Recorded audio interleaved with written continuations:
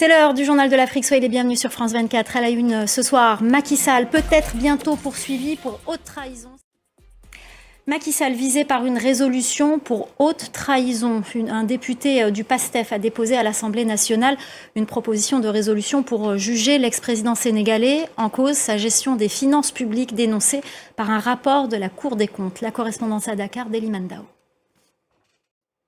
Cette nouvelle escalade entre Paris et Alger, la France a expulsé 12 diplomates algériens basés en France. Une réponse à la décision de l'Algérie dimanche d'expulser 12 agents français après l'arrestation de 3 de ses ressortissants, dont un agent consulaire, Natalia Odicharia et Marion Laurie.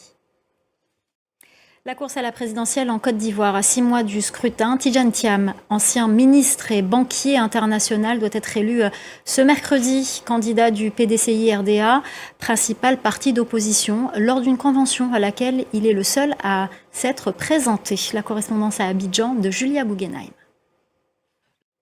Frantz Fanon, un nom qui a marqué la pensée anticoloniale. Et ce soir, on vous parle du film Frantz Fanon de Jean-Claude Barny. Ce film rencontre un remarquable succès auprès du public en dépit d'une distribution restreinte en salle. Un film que je vais vous encourager vivement à aller voir. Bonsoir Jean-Claude Barny, merci d'être avec nous ce soir. Bonsoir. Alors on va regarder un extrait de la bande-annonce et on reparle du film juste après. Jean-Claude Barny, ce film commence par l'arrivée de Frantz Fanon à Blida, en Algérie, là où il est muté pour être directeur de l'hôpital psychiatrique. Pourquoi avoir commencé son histoire à ce moment-là? La pensée de Frantz Fanon a été marquée par d'autres événements au cours de sa vie. Pourquoi avoir raconté cette histoire algérienne? Je pensais qu'avec beaucoup d'honnêteté que ce moment était le plus fort de la vie de Frantz Fanon. Merci beaucoup Jean-Claude Barny.